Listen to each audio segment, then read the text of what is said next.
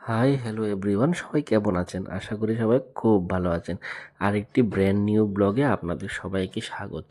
তখন ঘড়ির কাঁটায় ছিল সকাল 9:15 আর ওয়েদারটা দেখুন, একদম বৃষ্টি, একটু একটু বৃষ্টি হচ্ছে, ঝিরিঝিরি বৃষ্টি। আর ওয়েদারটা এরকম ওয়েদার দেখতে না দেখতেই আমার তো মন খুব জুড়ে গেল, কারণ এত গরমের মধ্যে এত বৃষ্টিময় একটা ওয়েদার খুব ভালো লাগলো। তার মধ্যেই বউ এখান দিয়ে ভাত বেড়ে নিয়েছে সকালে খাওয়ার জন্য, যেহেতু বউ আবার ডিউটিতে যাবে, অফিসে যাবে। তো সকালের খাবারে সিম্পল জিনিস ছিল, ডাল, কারকল ভাজি আর কালকের একটা সবজি ছিল। তো এই সিম্পল খাবার দিয়ে আমরা খাওয়া দাওয়াটা সেরে নিচ্ছি। বউকে অফিসে পৌঁছে দিয়ে এবার আমি আমার কাজ শুরু করলাম। আমি বললাম যে এত অবসর থেকে কি লাভ, আজকে যেহেতু অবসর আছি তাহলে আমি আমার রান্না শুরু করে দিই। এখানে দেখুন, একে একে করে সব গ্যাসে পুড়ে নিয়েছি আর এখান দিয়ে সয়াবিনগুলো সিদ্ধ করে নিয়েছি।